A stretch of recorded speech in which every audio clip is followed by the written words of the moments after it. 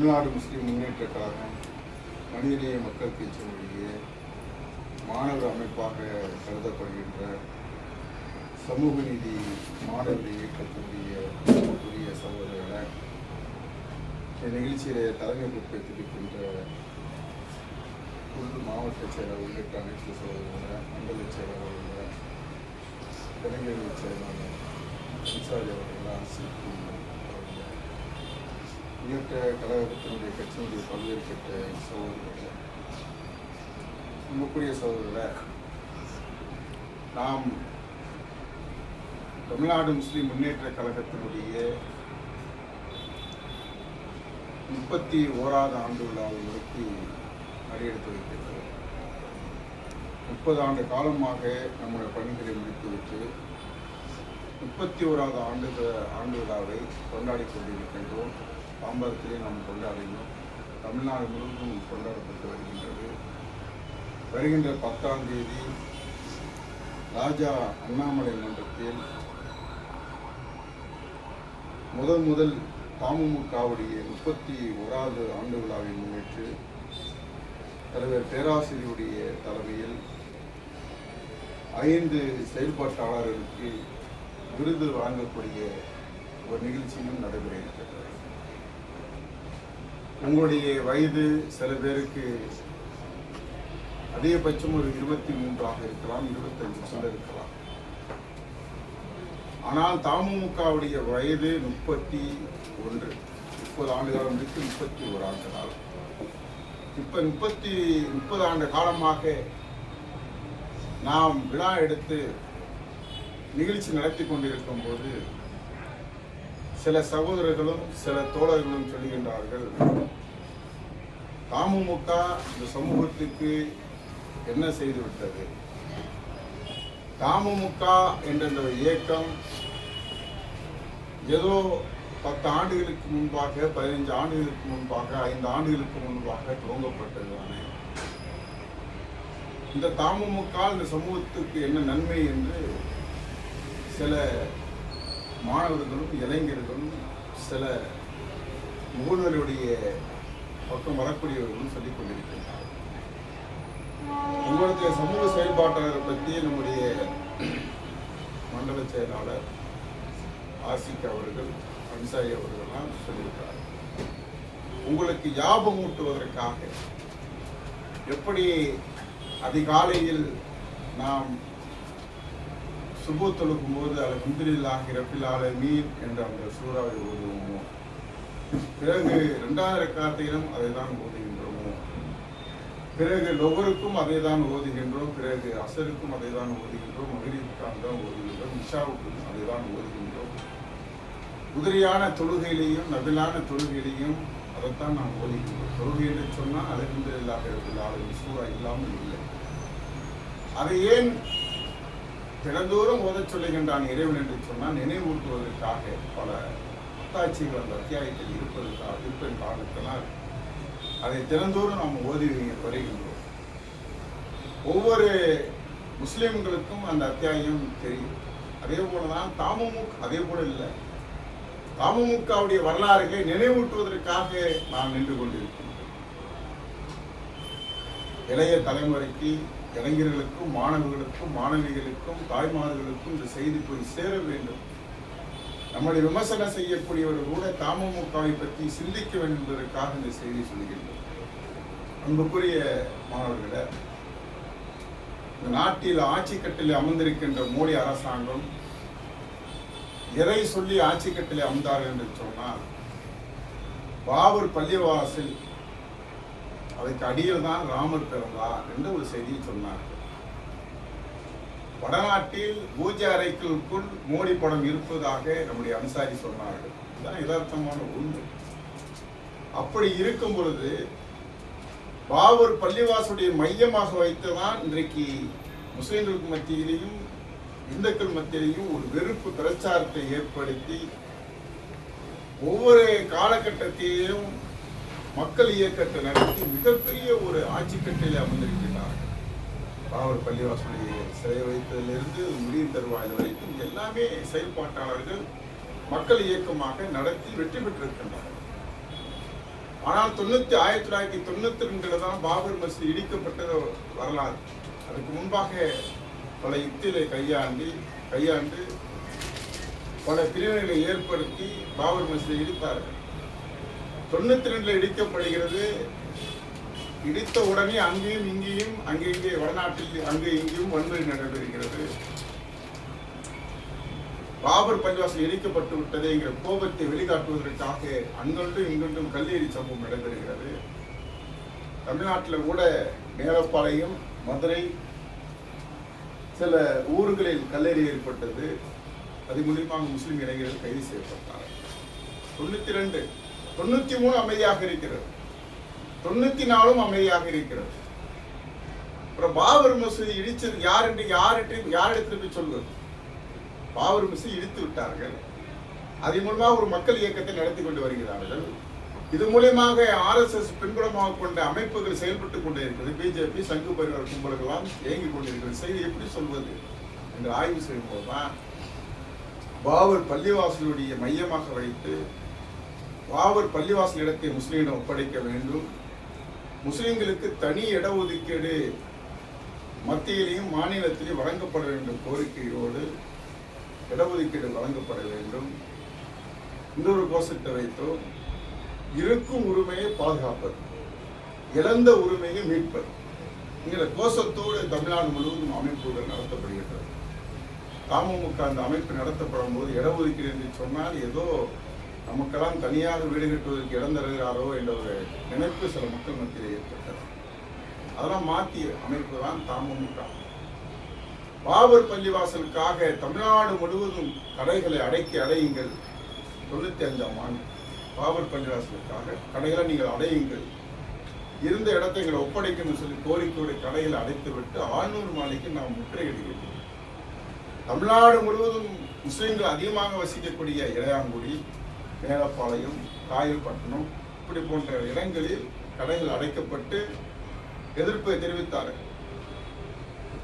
சென்னை சைதாப்பேட்டையில் ஆனூர் மாளிகை நோக்கி பல்லாயிரக்கணக்கான பேர் வருவார்கள் என்று நினைத்துக் கொண்டிருக்கும் போது வெறும் 300 சில பேர் அந்த ஆனூர் மாளிகை முற்றுகை போராட்டத்தில் கலந்து கொள்கின்றார்கள். 1995ஆம் ஆண்டு சைதாப்பேட்டையில் வெறும் 300 சில பேர். அப்பொழுதே காஞ்சி மாவட்டத்தின் குறிப்பாக தாம்பரத்தில் இருந்து 33 பேர் AS முகமது ஜுனைத் பாயுடைய தலைமையில் நாம் பங்கெடுத்தோம்.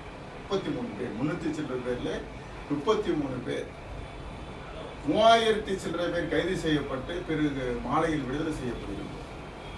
பிறகு 96ஆம் ஆண்டு அதே ஆண்டூர் மாளிகை முற்றுகை மிக பிரமாண்டமாக மக்கள் வருவார்கள் நினைத்துக் கொண்டிருக்கும் போது வெறும் 3000 சில்லறை பேர் தான் அந்த போராட்டத்திலே பங்கெடுத்தார்கள்.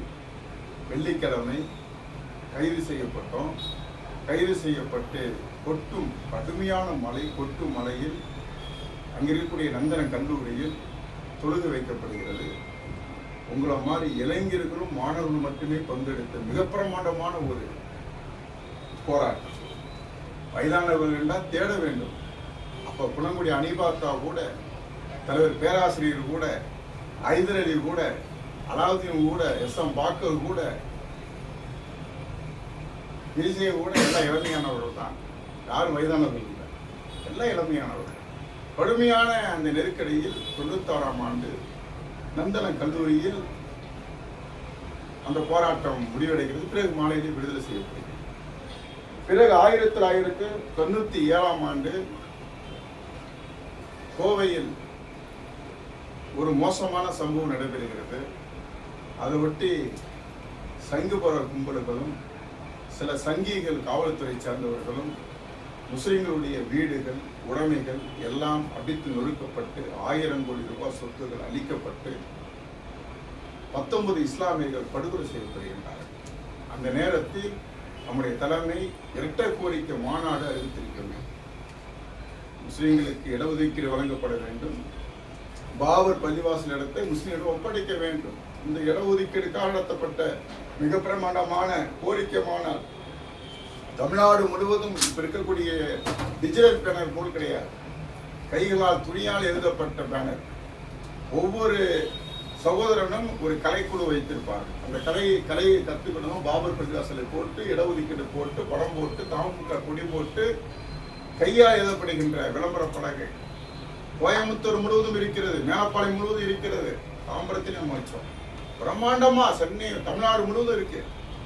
இப்படி இருக்கும்போது அந்த மாநாடை, அந்த கலவரத்தை, கோவை நவம்பர் 17 பேர் படுகொலை செய்யப்பட்டது காரணம் காட்டி, கோயம்புத்தூர் கலவரத்தை காரணம் காட்டி அந்த மாநாடு தடை செய்யப்படுகிறது. கலவரம் நடந்து கொண்டிருக்கும் போது இப்ப இருக்கக்கூடிய எல்லா இஸ்லாமிய அமைப்புகளும் அப்பொழுது இருக்கிறது. புரிந்து கொள்ள வேண்டும் மாணவர்களே. நான் இந்த ஆளுலாம் சொல்லல, எல்லா அமைப்புமே வாய் விட்டு பேசக்கூடிய, விரல் விட்டு எண்ணக்கூடிய, முகநூலில் வீரவசனம் பேசக்கூடிய அனைத்து விதமான அமைப்புகளும் அப்பொழுது இருந்தது. ஆனால் தலைவர் பேராசிரியருடைய தலைமையில் ஒரு குழு போகிறது. அந்த குழுவிலே நானும் இடம்பெற்றேன் என்பது ஒரு வரலாற்று நிகழ்வாக மகிழ்ச்சி அடைகின்றேன். அந்த குழுவில் இடம்பெற்று தலைவர் பேராசிரியர் அவர்கள் அரங்கநாதபுரத்துக்கு வருகிறார். வந்து என் வீட்டை தட்டி என்னை அழைத்து வண்டியில் ஏற்றி கொண்டு போகின்றார். பேராசிரியர் போகும்போது காவல்துறை சொல்லுகின்றார்கள், நீங்கள் படித்தவர்கள் போல் இருக்கின்றீர்கள். அப்பொழுதும் எனக்கு இளைஞன் மாணவன் வயசு. நீங்கள் எந்த கல்லூரியில் படித்துக் கொண்டிருக்கின்றோ, நீ காலேஜில் நான் கல்லூரி மாணவனாக அமர்ந்து வாத்தியாருடைய கிளாஸில் அட்டன் பண்ணவன், மாணவனாக இருக்கக்கூடிய செய்தி, மாணவனாகவும் நல்ல நீ பார்ப்பதற்கு படித்தவர்கள் போல் இருந்து கொண்டு இருக்கின்றீர்கள். நீங்கள் உள்ளம் கலவரம் நடந்து கொண்டு இருக்கிறீர்கள். உள்ள போனால் உங்களை தாக்கி விடுவார்கள் என்று தலைவர் பேராசிரியரிடத்திலே அங்கே இருக்கக்கூடிய காவல்துறை அதிகாரி சொல்கின்றார். மீறி இவர் வழியாக தலைவர் யாருடைய தொடர்பு படுகிறார். வேற வழி மூலமாக கோட்டமேடுக்கு போகின்றோம். கோட்டமேடுக்குள் போனவுடன் எங்களுக்கு உணவு கிடைக்கிறது. தலைவர் உட்பட, தலைவர் பேராசிரியர் உட்பட நமது கட்சியிலே நிறைய பேர் இருந்தார்கள். ஆனால் போவதற்கு முன் வரவில்லை. போனால் உயிர் போய்விடும். இஸ்லாமிய தலைவர்களாக இருந்தார்கள். போனால் உயிர் போய்விடும். அந்த நேரத்தில் உள்ள புகுந்து சாப்பிடுவதற்கு கையில் எதுவுமே இல்லாத சூழ்நிலையில் ஒருவர் வெறும் மைதா மாவை பிணைந்து ரொட்டிக்கு மாதிரி ஒரு சுட்டு கொடுத்தார். அந்த ரொட்டி வெறும் ரொட்டியை தின்று விட்டு தான் அந்த 1000 கோடி ரூபாய் சொத்துக்கு சோபா டெக்ஸ்டைல்ஸ், இப்போ இருக்கக்கூடிய பெரிய பெரிய நிறுவனங்கள், சரவணா ஸ்டோர், ஜெயச்சந்திரன், குமரன் போல பெரிய கடை சோபா டெக்ஸ்டைல்ஸ், அந்த கடையெல்லாம் எரிச்சு இன்னைக்கு வேற ஒரு கடை இருக்கு. அப்படி எரிச்சு தரமட்டமாக்கணும். எல்லா இடத்தையும் வீடியோ கவரேஜ் பண்ணிட்டு 19 இஸ்லாமியருடைய உடல்கள் போயிருக்கு. ஒரு சமூகத்தினுடைய உடல்கள். மக்கள் அமைதிப்படுத்த முடியுமா? தேசப்பற்றாளர் என்று சொன்னால் தமுமுக காரங்க தான் தேசப்பற்றாளர்கள். அந்த மருத்துவமனைக்கு சென்று போஸ்ட்மார்டம் ரிப்போர்ட் எல்லாம் வீடியோ கவரேஜ் பண்ணி அதை ஆவணமாய் மாற்றி அனைத்து ஜமாத் நிர்வாகிகளையும் ஒருங்கிணைத்து அமைதியாக இருங்கள், நம்முடைய ஒரு இலக்கு இந்த உடல்களை நல்லடக்கம் செய்ய வேண்டும், சமூகம் அமைதி பெற வேண்டும். 4 காலிப்பயிர் செஞ்ச காரணத்துக்காக நீங்க சமூகமே நீங்க பாதிக்கப்பட்டு இருக்கின்றது. இந்த காரணம் காட்டி அவருக்கு வன்முறையை கட்டுறுத்து விட்டிருக்கின்றார்கள். இந்த தலைவர் பேராசிரியருடைய அந்த உரைக்கு பிறகு மக்கள்லாம் அமைதி பெற்றதுக்கு பிறகு 19 உயிர்களும் போஸ்ட்மார்டம் செய்யப்பட்டு வன்முறையாளர் தான் அவர்கள் படுகொலை செய்யப்பட்டார்கள். காவல்துறை துப்பாக்கி சுட்டில் தான் அவர்கள் படுகொலை செய்யப்பட்டார்கள். சங்கிகளுடைய கத்தி குத்துல தான் இவர்கள் படுகொலை செய்யப்பட்டார்கள் என்கிற ஒவ்வொரு ஆவணத்தையும் எடுத்து ஒருவர் ஆரிப்புங்கிற ஒரு சகோதரர், தினமலர் கூட நம்மளுக்கு எதிரான பத்திரிக்கையாளர், மனிதனையும் செத்து போய் விட்டு தான் எழுதணும்.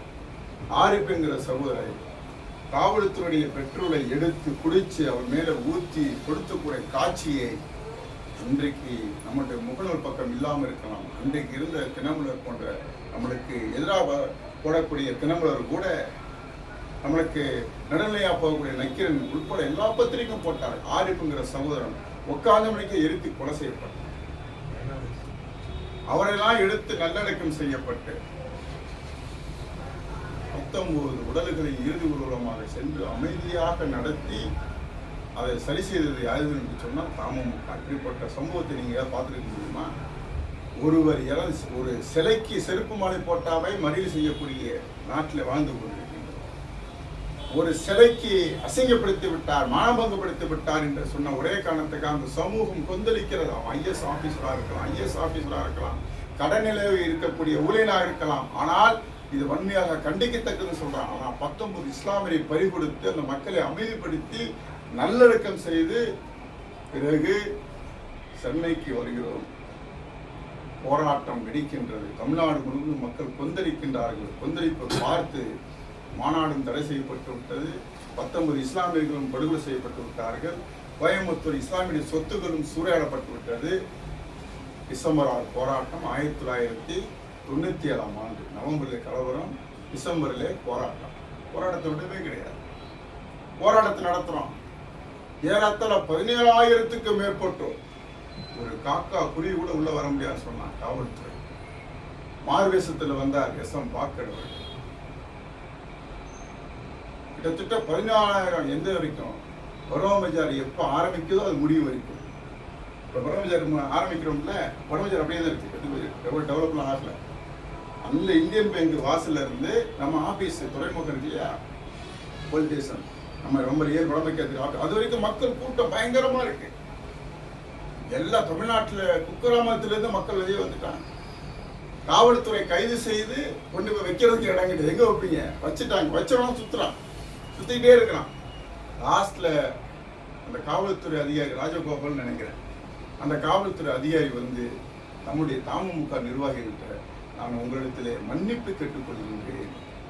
நீங்க தயவு செய்து உங்க தோழர்களை எல்லாம் இளைஞர்கள் தான், உங்களை மாதிரி இளைஞர்கள் தான், வயதானவர்களே கிடையாது, எல்லாம் இளைஞர்கள் தான். கபால் கான் சொல்வதை போல துப்பாக்கி சுடுறோம், என் நெஞ்சில சுடுறா, முதல்ல சுடக்கூடாதுன்னு சொன்னாங்க பாரு விடுதலை போராட்டத்தில். அந்த மாதிரி இருக்கக்கூடிய சகோதரலாம் ஒரு அடி பின்வாங்க மாட்டான். ஒட்டு மழையை பார்த்தா நீங்க ஓடுறோம். எல்லா சகோதரரும் ஒட்டு மழை பேஞ்சுக்கிட்டு இருக்கு. மலையில அப்பவும் மழை தான், அன்னைக்கும் மழை தான். மழை கொட்டு மலையில் அந்த பேரணி 97ஆம் இருந்து என்ன செய்யப்படுது, முடிக்கப்படுகிறது. பிறகு 98, 99 மண்டல வாரியா போராட்டம், டிசம்பர் 6 போராட்டம். பிறகு மாவட்ட வாரியா டிசம்பர் 6 போராட்டம். பிறகு மாவட்டத்தில் 2 இடத்துல டிசம்பர் 6 போராட்டம். பிறகு இன்னைக்கு வரைக்கும் டிசம்பர் 6 போராட்டம் நடத்திட்டு இருக்கோம். இன்னைக்கு பாபர் பள்ளிவாசல் இடம் நம்மளை விட்டு போய்விட்டது. பாபர் பள்ளிவாசல் இடத்த உச்ச நீதிமன்றம் ஆர்எஸ்எஸ் காரர்களுக்கே கொடுத்து விட்டு, அவன் இந்துக்கள் சொல்றான், இந்துக்களுக்கு கிடையாது, ஆர்எஸ்எஸ் காரர்களை ஒப்படைச்சிருச்சு. சரி, தொடர்ந்து 30 ஆண்டு காலம் நீங்க போராடணுமே, இந்த போராட்டத்துடைய விளைவு என்ன? அப்ப இதுக்கு முன்னாடி நமக்கு ஒரு மக்கள் ஒற்றுமைன்னு ஒரு பத்திரிகை வந்து, இப்பதான் மக்கள் ஒற்றுமையா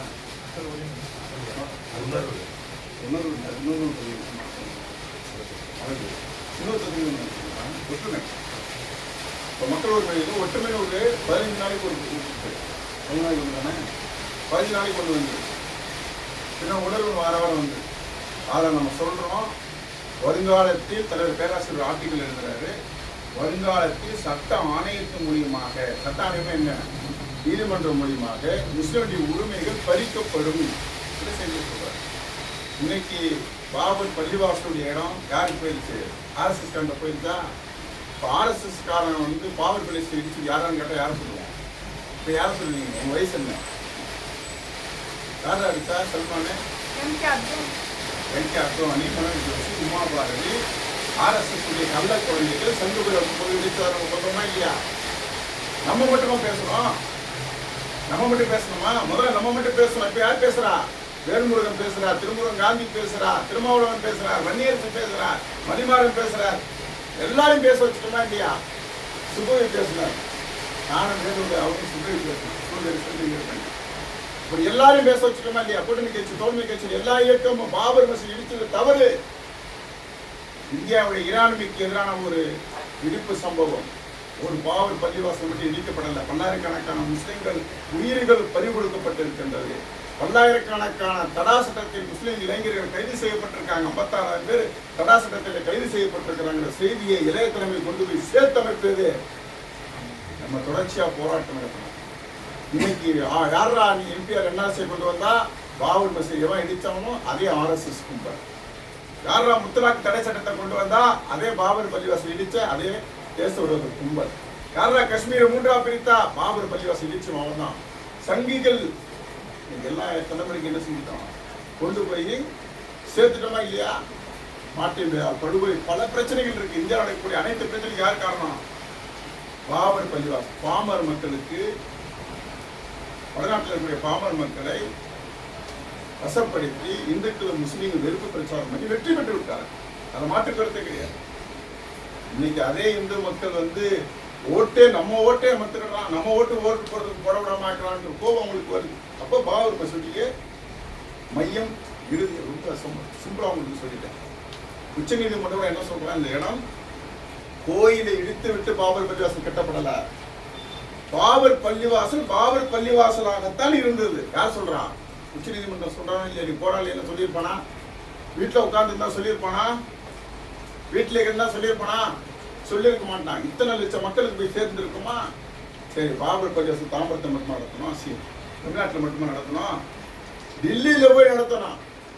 டெல்லியில் அனைத்து தலைவரும் வயசுலாம் பேசியிருக்கிறேன். நம்ம மேடையில் 2 முறை வயசு பேசியிருக்கிறேன். டெல்லியில போய் ஒரு பேரணி நடத்தணும், ஒரு போராட்டம் நடத்தணும். அந்த போராட்டத்தில் தெளிவாக சொல்லிட்டு வந்தோம். பாபர் பள்ளிவாசல் இடத்துல யார் யாருன்னு வடநாட்டில் ஒரு எழுச்சி ஏற்படுத்தணும், இந்தியா முழுவதும் ஒரு எழுச்சி ஏற்படுத்தணும். அந்த பாபர் பள்ளிவாசலுடைய பிரச்சனையை, மைய பிரச்சனையை 1933 அவர்கள் என்னென்ன பிரச்சனை செய்து கொண்டிருக்கிறார்கள், நாடு விடுதலை அடைஞ்சதுக்கு பிறகு எப்படி சிலையை வைத்தார்கள், எப்படி எப்படி பூஜை செய்வதற்கு அனுமதி கொடுத்தார்கள், எப்படி செங்கல் யாத்திரை நடத்தினார்கள், எப்படி ரத யாத்திரை நடத்தினார்கள், எப்படி பாபர் பள்ளிவாசல் இடித்தார்கள் என்ற செய்தியை இளைய தலைமுறைக்கு கொண்டு போய் சேர்த்தது யாரு? 30 ஆண்டு கால உழைப்பு. எத்தனை ஆண்டு உழைப்பு? 30 ஆண்டு கால உழைப்பு. அவருடைய தியாகத்துக்கு இணையாக யாருமே இருக்க முடியாது. அதுக்கு அடுத்து என்ன, நாட்டுடைய பூர்வீக மக்கள் யாரு? நம்ம இந்த நாட்டுக்கும் நம்மளுக்கும் சம்பந்தம் இல்லாத போல அப்படிதான் இருக்கிறோம். இந்த நாட்டுக்கும் நமக்கும் சம்பந்தம் இல்லாத போல. அப்ப இந்த நாடு யாருதுங்கிறத ஆய்வு பண்ணணுமா இல்லையா? அப்ப ஆய்வு பண்ணி தான் அதிகாரத்துல பகிர்வு கொடுன்னு கேட்கிறோம். இப்ப இடத்துல மதுரையில் அந்த இடத்துல அதுக்கு முன்னாடி கேட்கிறோம். ஏறத்தாழ 30 ஆண்டு காலமா கேட்கிறோம். முதல் மாநாடு கோரிக்கை பேரவைக்கிறோம்ல,